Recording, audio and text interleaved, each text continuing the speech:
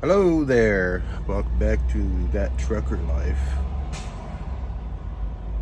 Uh, well, I haven't made a video because I wanted to get some input from the company I'm at and get a little story going. I don't know how long it'll take to tell you all this story, but hopefully someone out there will find usefulness of this and help them out somewhere. So where I left off is at school, and from the school I graduated there and got my license. I had to wait about 10 days to get my hard copy license in the mail. In the meantime, I was calling up different companies to find out which ones would accept me, first of all, because I have a speeding ticket going over 100 miles an hour in my Challenger. And I found out that there were a few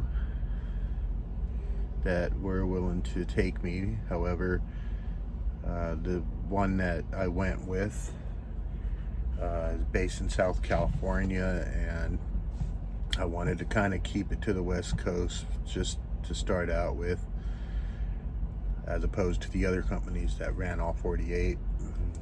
So I chose this company, and this company is known as a second chance company. I consider it just like an entry company that I wanted to get some experience with. They don't pay very much, only paying 34 cents a mile, and that's, I don't know, I think they made that back in the 70s, and it was considered okay. But anyway, I want to tell you the story of leaving from where I was in Oregon, from the PDX, the Portland airport. I got on my airplane, which was fine. I had an extra seat next to me, and it was pretty comfortable. Got a window, was able to look out, take some pictures.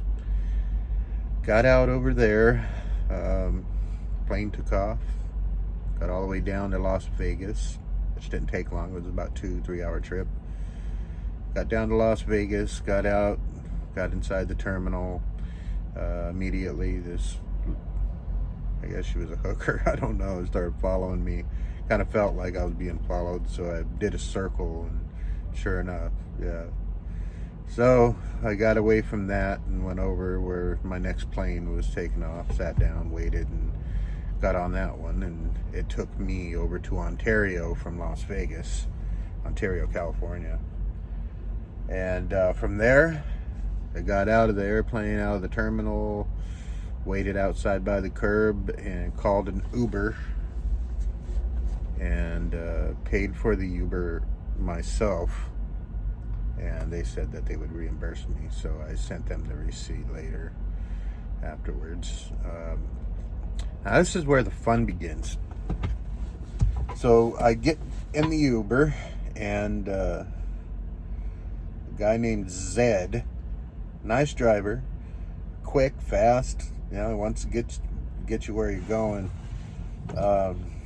He gets me over to the hotel, and right off the bat, I don't remember the name of it, but gets me over to the hotel, and there's two other guys there that are on the phone talking to someone, I guess the recruiter, maybe someone else, dispatchers.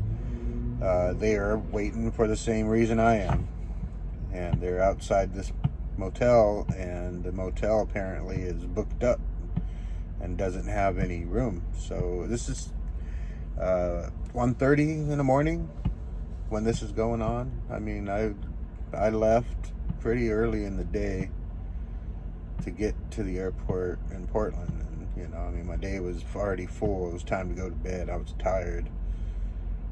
But we had to figure out this motel situation. When we called, they didn't know what to do, or the person on the other line didn't know what to do.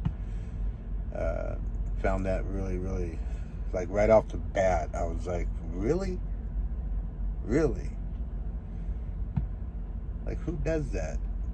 Who who gets somebody pays for a ticket on a plane, gets you down, 1,000 miles down south, and leaves you stranded?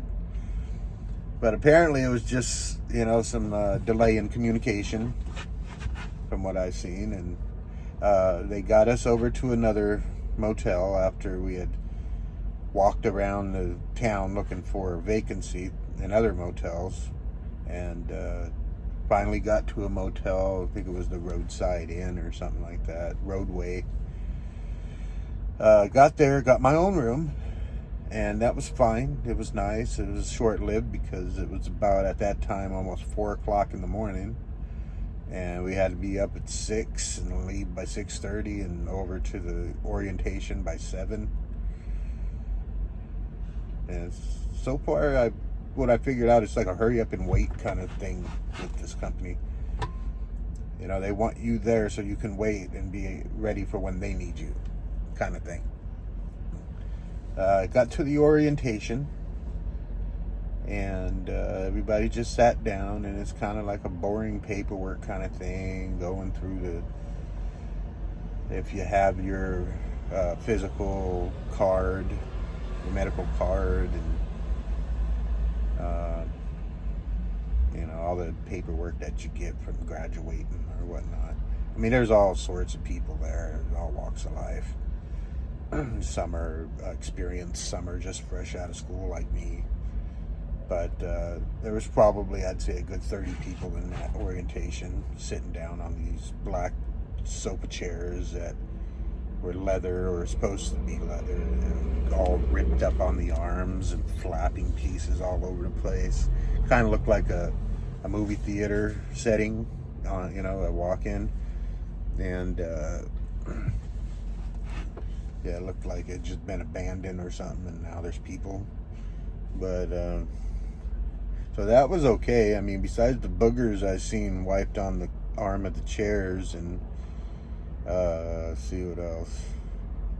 Yeah, those 2 dudes that were waiting outside, I made friends with them, and it appears that one of them both of them had diabetes real bad. One of them, his blood pressure was too high, so I don't think they were going forward with him.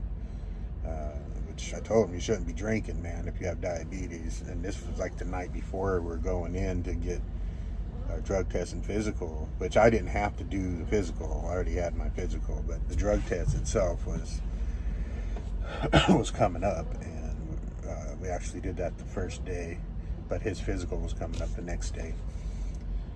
So he did that, and I guess he wasn't going anywhere. He was just outside sitting down talking to somebody on the phone about how he can get back.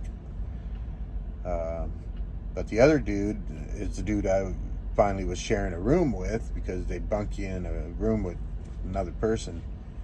And he was actually pretty cool. I mean, he snored like most guys do, or some. But from that point on, like, getting sleep was kind of, I don't know, it was hard to get sleep. It was just hard, I can't sleep with snores, and can't sleep in a moving vehicle. So after the second day, it was pretty easy going. Everything went pretty smooth. I was in the motel, and everything was approved, just waiting for a driver. The driver showed up, and they called me out to the terminal so I could meet the driver and get my stuff and go with them and start training. So now I get to the terminal. Oh, by the way, they serve pizza there, and they bring you these sandwiches while you're at the motels for lunch and dinner. Lunch is pizza, and dinner is the sandwiches, and they're okay. They're all right. Something to eat. It wouldn't be in my top 3 choices of if I had a choice other than that, I sure in hell wouldn't be eating it. But the pizza was okay. Pizza was good. Sandwiches, kind of weird, but they almost seemed like they were homemade, like somebody's house. But anyway, getting back to the trainer, I got there, and I had to wait about a half an hour, but then all of a sudden the guy comes up and introduces himself and tells me to get my stuff and follow him. So I did. I grabbed my 3 bags I had and 1 luggage and my computer bag and my personal little hygiene bag. And I started following him, got out to the rig, and I looked in it. It's a mess, man. This rig was a mess. And I know you got to live out of these things, but I'm not one to judge anybody's lifestyle, the way they live or nothing. But if you're going to have a student with you, you know, I mean, I could have even helped clean. I did. I cleaned up some stuff when I was in there. Just the stuff I seen laying on the floor. It stunk like butt. And now I got to spend 2 weeks with this. And that's what I was thinking, honestly. Like, damn, man, I got to spend 2 weeks with this strange guy. But I was only able to do it for about a week and a half. Thank God. It was right before Christmas. And the thing I found interesting about this trainer was that it's supposed to be training. Now, I'm not butting heads with anybody and their style or their company's ways of doing things. I'm just telling you the facts, my story and how it happened to me. So I'm in this truck with the trainer and we're moving along, doing our little training. And I'm driving. And the first place he freaking wants me to drive is through Los Angeles, rush hour traffic. Wow, I'll never forget that. I mean, talk about close calls. I mean, I'm new at this, but still, you know, I was sweating. I had anxiety. It was pretty interesting and full of anxiousness and all the other stuff that makes you nervous. But I managed to get through that, and we made it over to Santa Monica, I believe, or something like that, and dropped off this paper rolls, big giant paper rolls, and dropped that off. And I believe we picked up an empty and came back to the terminal in Bloomington, California. But, you know, I mean, the driver was nice. He was telling me the things that I, was wanting to hear as far as training goes. You know, I like to hear and learn the things that I need to in order to be a successful truck driver. We always, everybody makes it their own. You know, you're going to dissect what you're going to dissect from this information that you're getting and make it your own. I mean, useful information is really what it's all about for me.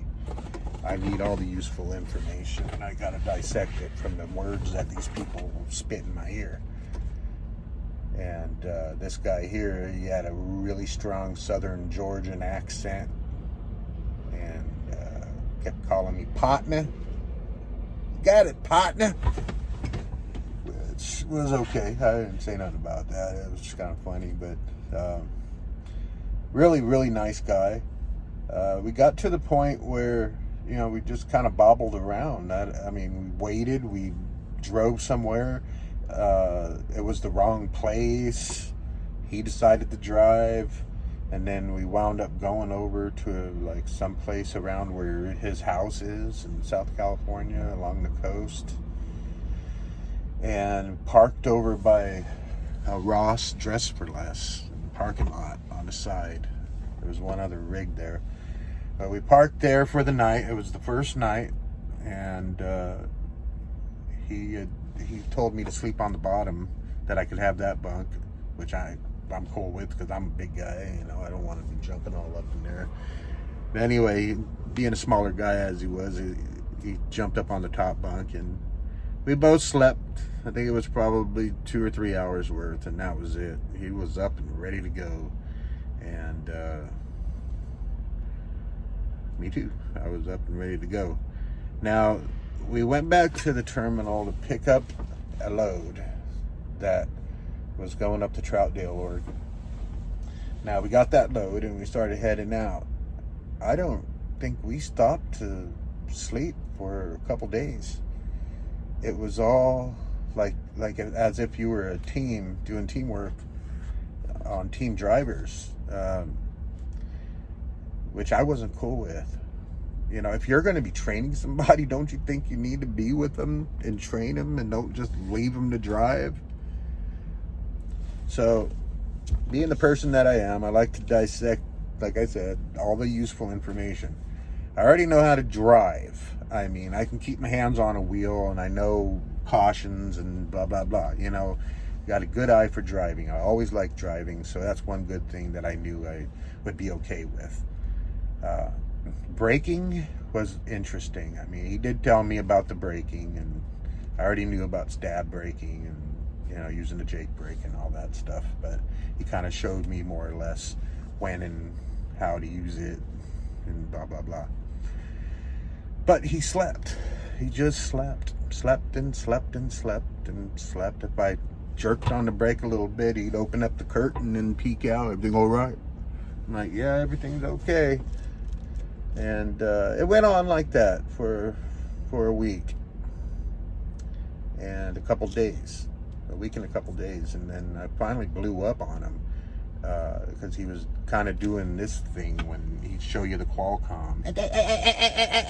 No, stop. And that just bugged me. That bugged me because, for one, I'm not a 4-year-old. You don't gotta me. You know, that's just, stop. That's unnecessary, man, really. You really have to do that. Can't you just say, nope, stop. You're doing it wrong. Let's do it this way. I'd be fine with that.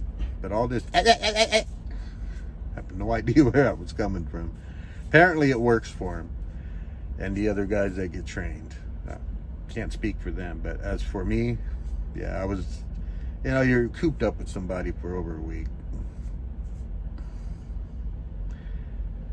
Yeah, I get it. You know, you just had enough of them. But anyway, we got back to the terminal, and now he's going home for Christmas, and he says, see ya, bye-bye. So I had to go in and talk to my driver manager and find out what he wanted me to do. Now I get in there, and mind you, earlier I heard on the phone when my driver trainer was talking to my DM, driver manager, about me. He said, yeah, he was going to figure something out about getting me wherever I needed to be.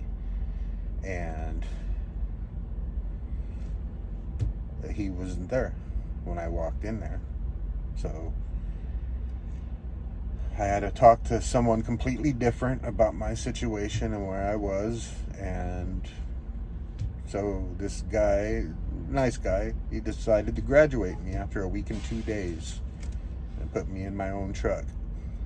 Now, I'm fine with that. I'm fine with that because I'm a go-getter kind of person, and I like to do things on my own anyway. I like to learn in my own way. I don't like someone telling me how to do anything. I just don't. It doesn't sink in because there's always some sort of attitude involved or some sort of adjustment or respect me thing. What the hell ever. I want to drive. I want to do these things. But I try to make it as minimal as possible. Spending time with somebody going to teach you something. You know, it takes a special kind of patience to work with a person like me. I'll tell you that right now. But I got in this truck, and that's where it all started to just, you know, make a little more sense. I calmed down as far as, you know, my brain thinking and stuff. And I am now sitting in the truck that I was issued. And I got my stuff in here in which I live. I'm on my second load that they've issued me, which is a load from Longview, Washington. I picked up a bunch of rolls of paper, big heavy suckers, 10 to be exact, big rolls of them that fill up the back of the trailer. And headed on down here. Now, I guess it's just because I don't look at the paperwork or something, but You know, I drove all the way down here thinking, man, I shouldn't assume that, you know, I got to get here. You know, no rush, but just got to get here because I got to use my time wisely. Well, you know, I'm over here doing my thing, driving, not taking long breaks, you know, doing what I'm supposed to. And I get down here to find out that the place isn't even open today that I need to drop off at, the consignee. They're open tomorrow. 3 p.m. is my appointment to drop this off. I just haven't done this enough to know that this would be something that you should expect. That's all. So it just kind of sucks that I gotta wait, you know, and I gotta find out detention pay or layover pay, you know. I mean, otherwise I'm just sitting here and not making any money in a truck some other company owns, and I gotta wait till tomorrow to start making money, which sucks. So I will tell you this much. My plans for this company, unless some things change a lot, I'm only giving this company 3 months of my time. And that's only because I wanted to come in and fulfill the training part, you know, just to get experience. And I now understand and see why companies want you to be experienced when they hire you. There's a lot of things that they, I guess, just don't want to take the time out to show you. I could see that the Qualcomm is one. Driving, backing up, time management, all the little quirks that go with truck driving. You know, you're going to learn them no matter what. If someone tells you or if you're just out there, I mean, you're going to learn the ropes. And I'm still learning, and I'm thinking we're never going to stop learning. But if there's anything that anyone can give me as far as advice, I really appreciate it. And I hope that I get to see some of you cool guys out there, gals, and I hope this video helps in some way. I know it's long, but it's my story and where I'm at right now, and hopefully I could put out another one. So thanks for tuning in, and sorry again that it's so long. I didn't realize it was up past 20 minutes, but I'll make another video, not so long, make it quick, just update whoever's interested in this type of career. Thanks, and peace. Trucker life out.